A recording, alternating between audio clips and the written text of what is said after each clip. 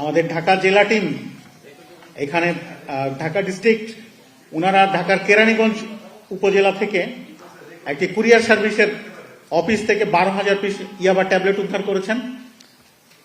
দুর্ভাগ্যক্রমে এখানে আমরা আসামিকে পাইনি ঘটনাস্থলে, কারণ সেই পার্সেলটি সেখানে বুকিং দিয়ে চলে গিয়েছিল। তবে আমাদের তদন্ত জারি আছে, আমরা খুব দ্রুতই তাদের ধৃত করতে পারবো।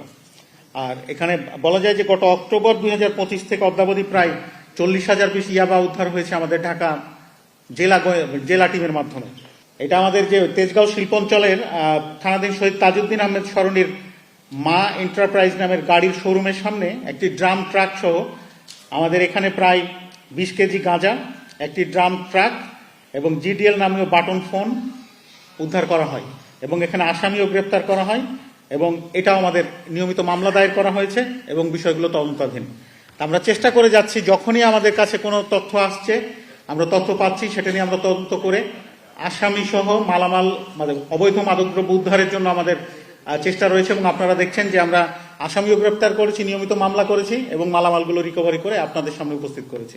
আমরা আপাতত এখন 3 জনকে গ্রেপ্তার করেছি মালামাল সহ, এবং আমাদের তদন্ত যেহেতু একদম প্রাথমিক পর্যায়ে, গত 25 তারিখের ঘটনা আপনারা জানেন, খুব বেশি দিন হয়, আজকে আমরা রিমান্ডে প্রেয়ার দিয়েছি। তাদেরকে যখন আমরা জেরা করবো, আরো যেহেতু বিদেশি নাগরিক অনেক প্রোটোকল মেনে চলতে হয় আমাদের, তাদেরকে জেরা করে আমরা রিমান্ডে নিয়ে জেরা করে আরো তথ্য পাবো আশা করছি। অনেকদিন ধরেই তারা ছিল এখানে এবং তারা ভিসা রিনিউ করেছে, তারা যাতায়াতের ভেতরে ছিল। আপনি একটা প্রশ্ন করেছিলেন যে বাংলাদেশের যে বিষয়গুলো, এখন অবশ্যই ব্যাকওয়ার্ড লিঙ্কেজ তো থাকে। তারা যেহেতু বাংলাদেশিদের বাড়িতে ভাড়া ছিলেন এবং আশেপাশে অবশ্যই আমরা তদন্ত পাবো, কিছু ইন্ডিকেশন আমরা পেয়েছি, সেগুলো আমরা যখন পাবো আপনাদেরকে জানাবো। এখানে যেগুলো আপনাদের সামনে হাজির করেছে, এগুলো মূলত ওই যে বিদেশি যে নাগরিকদের আমরা গ্রেপ্তার করেছি তাদের কমিউনিটির কাছে তারা এটা প্রেরণ করতো, বাংলাদেশে প্রক্রিয়া করে।